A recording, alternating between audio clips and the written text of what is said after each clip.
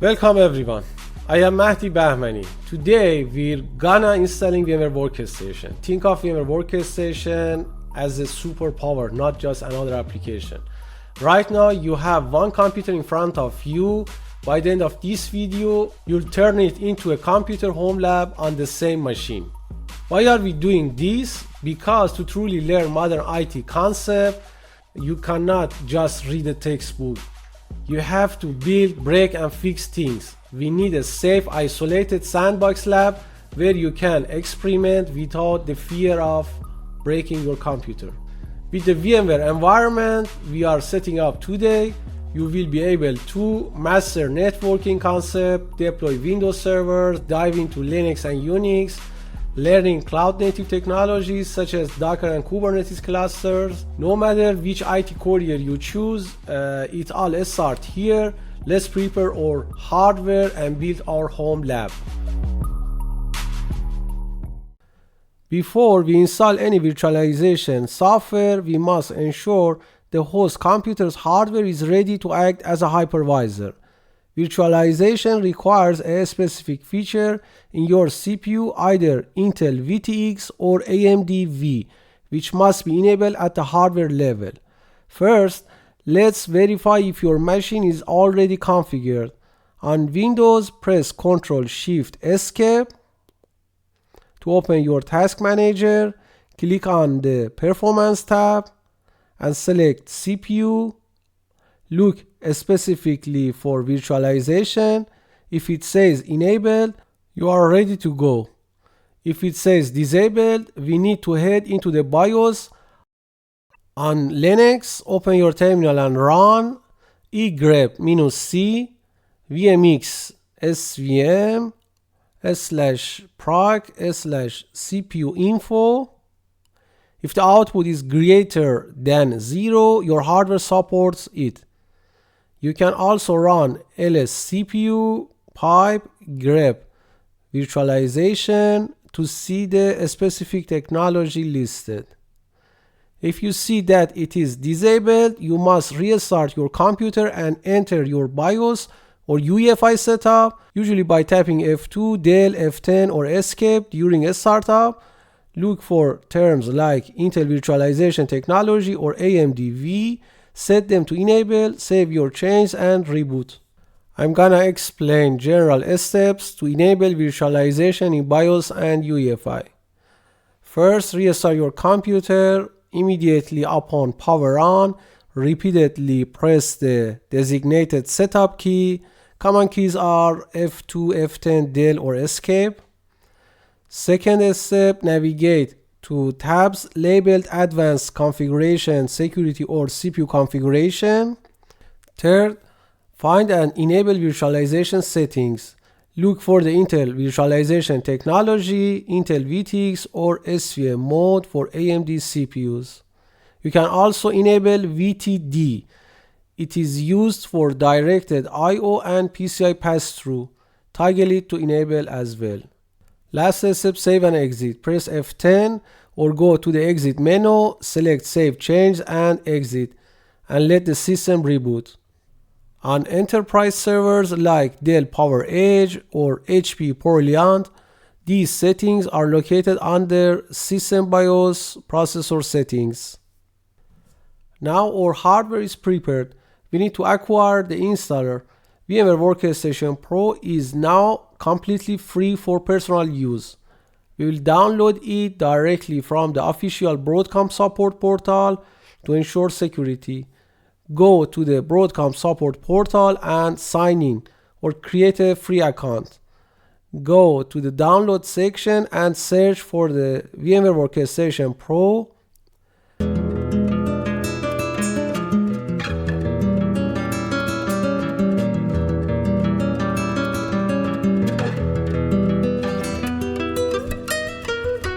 Select the personal use download package specific to your operating system, either Windows or Linux or both of them.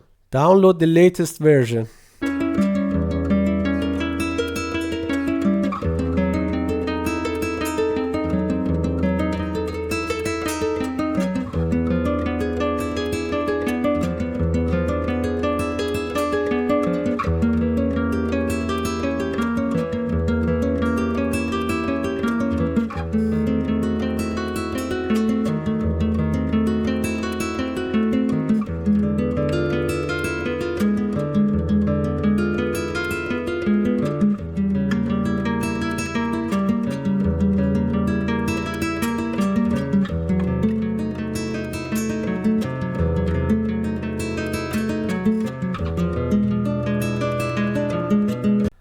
Alternative download option. If you prefer a simpler download process, VMware Workstation Pro installer are also available from reputable software distribution sites such as TechSpot. Whenever possible, downloading directly from Broadcom is recommended to ensure you receive the latest official release, documentation, and security updates. Let's begin the installation. For Windows users, ensure you have administrative privileges, right-click it, and select Run as Administrator. I recommended selecting the typical installation, follow the wizard prompts.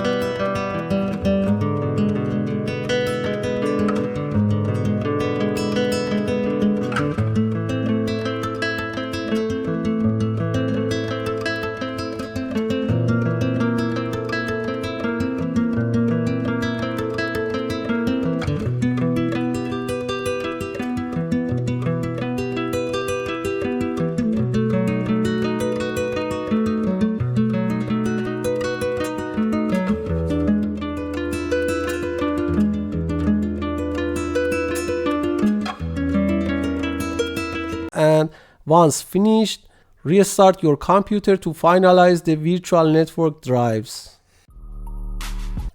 Your installation is complete. On Windows, open VMware via your desktop shortcut or Start menu. We have successfully installed VMware Workstation Pro 26H1 on Windows. For Linux users, open your terminal. Instead of switching entirely to the root user, which can sometimes disrupt your graphical display variables, use sudo to run the installer bundle. Sudo sh VMware Workstation full version number .bundle.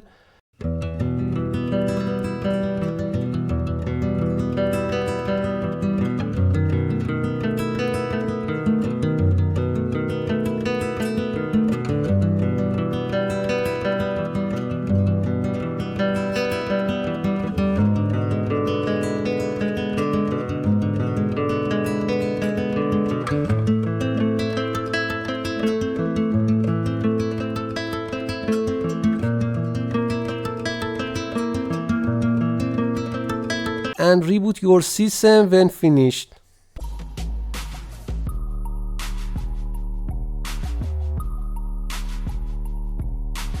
On Linux, you can launch it via your application menu or by typing VMware in the terminal.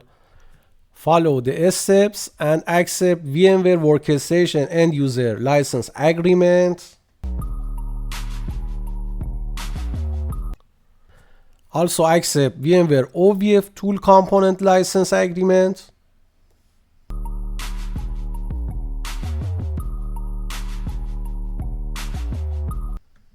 Would you like to check updates on a startup? Yes. And you could join the VMware Customer Experience Improvement Program or not. Click on Finish. I'm gonna give my password. That's it. We have successfully installed VMware Workstation Pro 26H1 on Linux system. Now we are ready to install our virtual machines.